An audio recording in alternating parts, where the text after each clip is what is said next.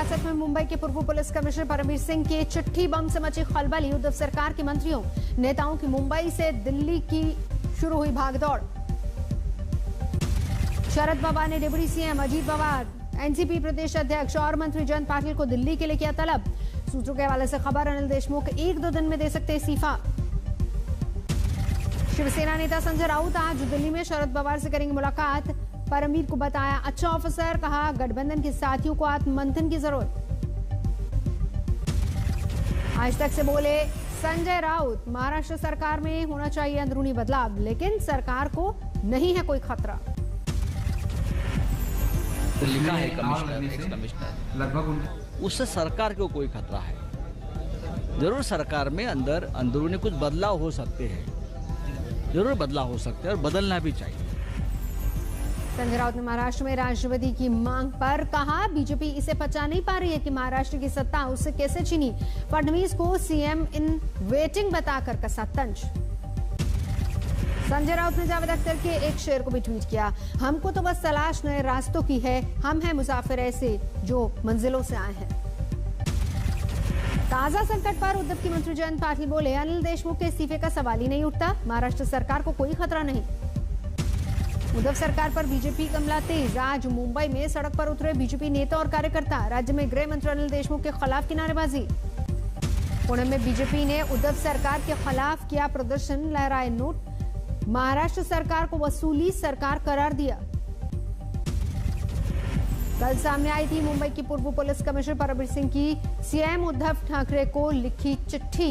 सचिन वाजे से जुड़े मामले में कई खुलासे किए। परमवीर सिंह ने महाराष्ट्र के गृह मंत्री अनिल देशमुख पर लगाए संगीन आरोप। कहा सचिन वाजे से 100 करोड़ रुपए हर महीने उगाही के लिए अनिल देशमुख ने कहा था। अनिल देशमुख पर परमवीर सिंह का आरोप, मुंबई के 1700 पब से हर महीने 2 से 3 लाख रुपए वसूलने के लिए कहा गया। उद्धव ठाकरे के दफ्तर ने चिट्ठी पर उठाए सवाल तो परमवीर सिंह ने आज तक से की पुष्टि। बोले मैंने हस्ताक्षर वाली चिट्ठी अपनी ही ईमेल आईडी से भेजी है। खुद पर लगे आरोपों पर अनिल देशमुख ने सिरे से खारिज किया। परमवीर के खिलाफ मानहानि के मुकदमे की बात कही। परमवीर के खुलासे के बाद बीजेपी आक्रामक। देवेंद्र फडणवीस ने राज्य में गृह मंत्री अनिल देशमुख के इस्तीफे की मांग की। एमएनएस प्रमुख राज ठाकरे ने भी अनिल देशमुख पर आरोपों को बताया गंभीर। उद्धव सरकार को उगाही सरकार करार दिया। राज ठाकरे ने कहा गृह मंत्री अनिल देशमुख को दे देना चाहिए इस्तीफा। अनिल देशमुख को इस्तीफा देना चाहिए इमीडिएटली, नहीं दिया तो लेना चाहिए, और इसकी इंक्वायरी महाराष्ट्र राज्य में नहीं हो सकती। विवादों में घिरे उद्धव सरकार पर कंगना रनौत का भी तंज। कहा जो साधु की हत्या और स्त्री का अपमान करे उनका पतन निश्चित। परमवीर की चिट्ठी बम के बाद बीजेपी ने नागपुर में भी किया प्रदर्शन। राज्य के गृह मंत्री अनिल देशमुख और महाराष्ट्र सरकार के खिलाफ खुला मोर्चा। परमजीत की चिट्ठी बम पर बोले केंद्रीय मंत्री रामदास आठवले अंबानी के घर के बाहर मिले विस्फोटक और मनसुख हिरेन हत्याकांड से जुड़े हो सकते हैं कई और लोगों के तार। राज्य में राष्ट्रपति शासन की मांग। महाराष्ट्र की स्थिति बिगड़ती जा रही है, इसीलिए मैं बार बार मांग कर रहा हूं कि महाराष्ट्र में राष्ट्रपति शासन लागू होना बहुत बड़ा जरूरी है। कांग्रेस ने परमवीर पर ही उठाए सवाल। कहा पुलिस कमिश्नर रहते क्यों नहीं दिए इतने गंभीर आरोप की जानकारी के आदेश। साथ ही राष्ट्रीय दल भी बोले अनिल देशमुख पर लगे आरोपों की सीएम उद्धव कराएं जांच। आरोप लगाए गए हैं, गलत है या सही है, ये इन्वेस्टिगेशन का मामला है। इसकी मुख्यमंत्री को इन्वेस्टिगेशन करानी चाहिए। केंद्रीय मंत्री रविशंकर प्रसाद ने प्रेस कॉन्फ्रेंस में उद्धव सरकार पर सवाल उठाए। परमवीर के आरोपों को बताया गंभीर। रविशंकर प्रसाद ने कहा महाराष्ट्र में जब एक मंत्री को था 100 करोड़ का टारगेट तो बाकी मंत्रियों को कितना होगा। सचिन वाजे को 100 करोड़ रुपया की उगाही करने की जवाबदारी देते हैं गृह मंत्री, उससे और कितने गंदे काम कराए गए हैं। रविशंकर प्रसाद ने कहा महाराष्ट्र में लूट की है उखाड़ी सरकार। मुंबई में मनसुख हिरेन की मौत के केस में 2 लोगों की गिरफ्तारी, एटीएस ने किया गिरफ्तार। असम के बोकारोहाट में प्रधानमंत्री मोदी ने की रैली। कहा अब यह तय हो गया है कि असम में दूसरी बार भी बीजेपी की सरकार, असम में दूसरी बार डबल इंजन की सरकार होगी। पीएम मोदी ने कहा, कांग्रेस मतलब झूठे घोषणा पत्र, हिंसा, अलगाववाद और भाई भतीजावाद की गारंटी।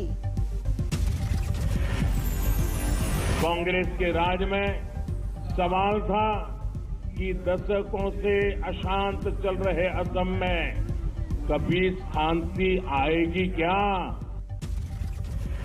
पीएम मोदी बोले, कांग्रेस का खजाना खाली हो चुका है, इसे भरने के लिए वो किसी भी कीमत पर चाहती सत्ता। पीएम मोदी ने कहा, कांग्रेस की गठबंधन से साफ हो जाता है कि सत्ता के लिए इनका कोई ईमान नहीं। पश्चिम बंगाल में लेफ्ट से दोस्ती, केरल में है टकराव। अमित शाह ने पूर्व मिदनापुर की आगरा में की रैली, मंच पर नजर आए शुभेंदु अधिकारी के बतौर टीएमसी सांसद शशिधर अधिकारी। बीजेपी का न्योता किया मंजूर। अमित शाह ने टीएमसी पर किया वार, कहा, पश्चिम बंगाल में बनवाए बीजेपी सरकार पर फिर यहां दुर्गा पूजा और सरस्वती पूजा कोई नहीं रोक सकेगा।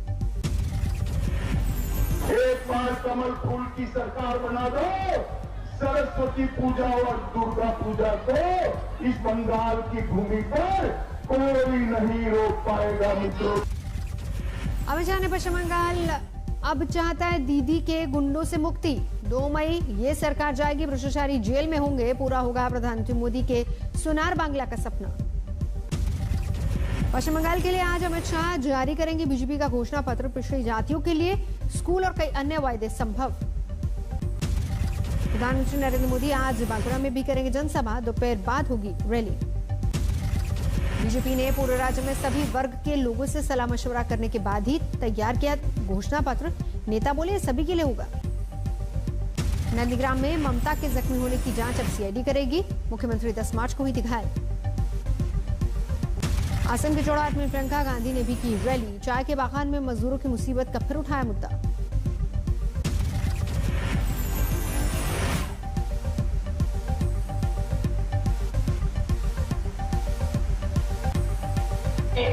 सारे जब तमाम वादे किए उन्होंने पिछले चुनाव में, और एक एक करके सारे वादे तोड़े। उत्तरी 24 परगना में बीजेपी कार्यकर्ताओं का प्रदर्शन, उम्मीदवार बदलने की मांग। आसनसोल की जामुनिया में भी बीजेपी उम्मीदवार के खिलाफ प्रदर्शन, पार्टी कार्यकर्ताओं ने जताया असंतोष। मालदा में एनएच 34 पर बीजेपी के कार्यकर्ताओं का प्रदर्शन, पार्टी उम्मीदवार स्वरूपा मित्रा की उम्मीदवारी रद्द करने की मांग। बंगाल के लिए कांग्रेस लेफ्ट का घोषणा पत्र जारी, अधीर रंजन बोले, संयुक्त मोर्चा सत्ता में आया तो हर एक परिवार को 5700 रुपए महीने के वित्तीय मदद देंगे।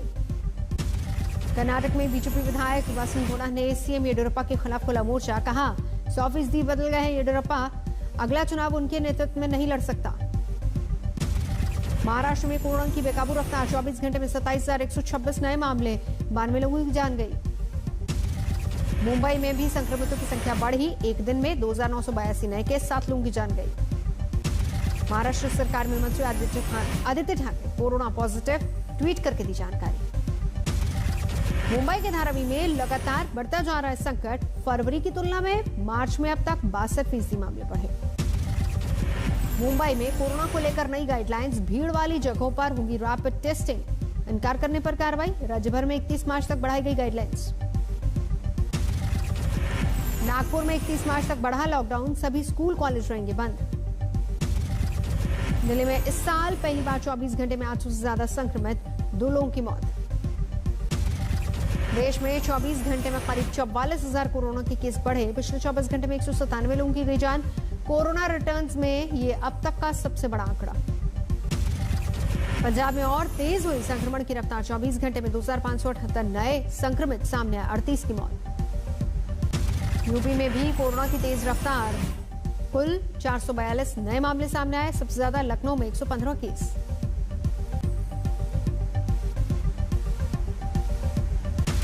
दो दिनों के असम दौरे पर प्रियंका गांधी आज 3 रैलियों को करेंगी संबोधित।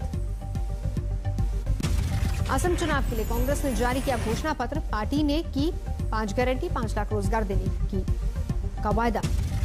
घोषणा पत्र जारी करते हुए राहुल बोले, असम के विचारों की हिफाजत करेगी कांग्रेस।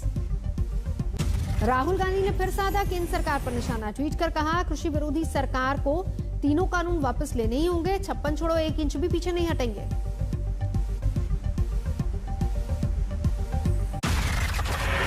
नमस्कार, मैं हूं अंजना ओम कश्यप। हमें उम्मीद है ये वीडियो आपको पसंद आया होगा। लेटेस्ट खबरों के लिए यूं ही देखते रहिए आज तक, और इस वीडियो के पसंद आने पर लाइक, शेयर एंड सब्सक्राइब करना ना भूलें।